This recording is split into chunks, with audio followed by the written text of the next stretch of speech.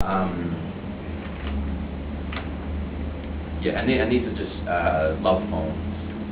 And what I love about these is the simplicity of the language use, and sort of the precision that love is aiming for. I think Eloise kind of captures that quite well. This necklace that resists total nudity and traces a vague frontier between the licit and the illicit. The false humility of breasts, young enough to be ambitious. Knees as lustrous as this would reflect the moon as it rises. They decree the end of Ramadan, although it's already just been announced. Wave upon crazy wave, you discover yourself. I can feel my hair growing.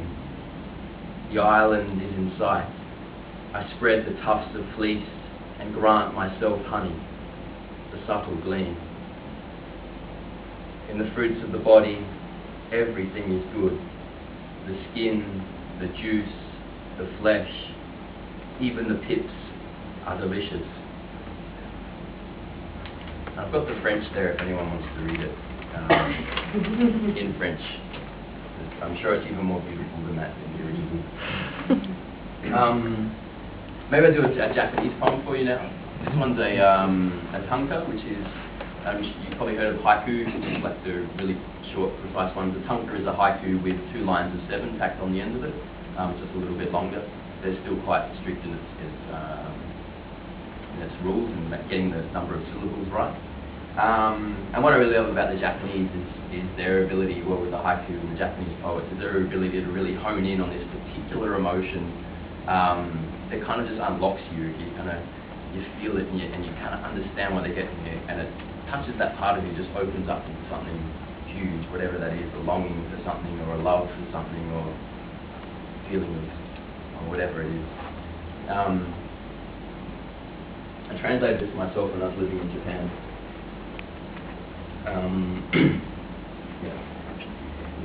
Yakusoku wa shinji no kimi wa Naomi no kono tokoro ni Suna no shiro wo tatezu.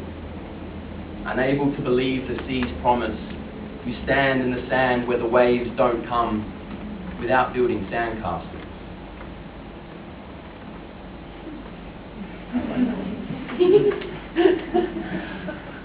Alright, I might do one more.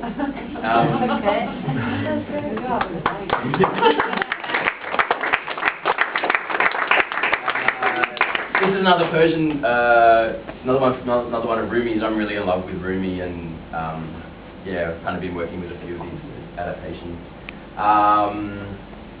Yeah, this one of the images that keeps coming up in Sufi poetry is the idea of a tavern, and being drunk. And the Sufis cop a bit of flack for that because, you know, Islam tends to be not very into drinking. But the Sufis are also not into drinking, but they use the image of the tavern and drinking the wine in the same way that the separation from your beloved is the closest thing we can feel that's analogous to the separation from the divine. The craziness that comes when you fall in love with the divine, when you find that union with God, or whatever it is you want to call it.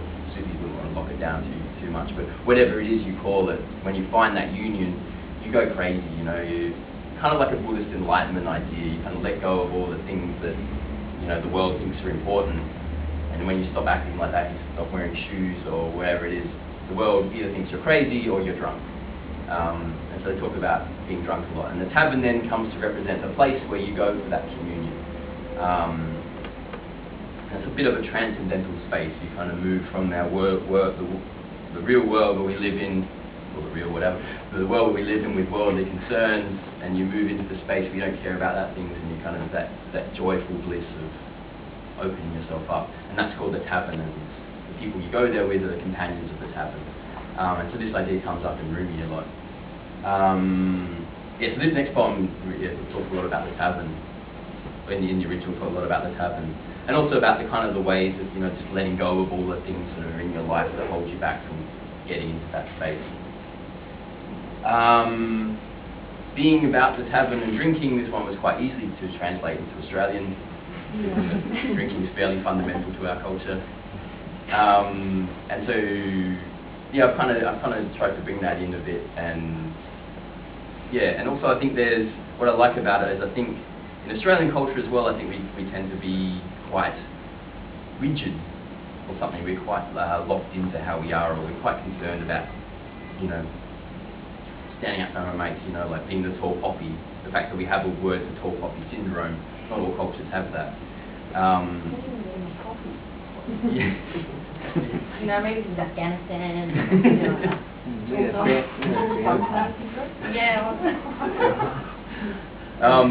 But I think, yeah, I used to work in an office just around the corner from here, and go out drinking on Friday night, and you see people who would be quiet as a mouse during the day, and they get drunk and they just let go of all that stuff and just be this massive release for them, and you know, be dancing on tables and just loving it.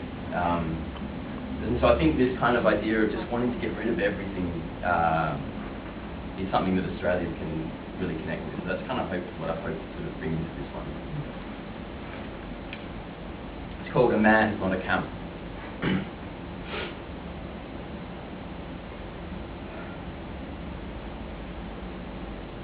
A man's not a camel.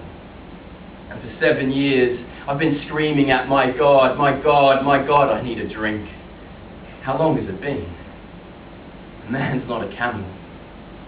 And there is a thirst inside of me so deep that I could devour oceans,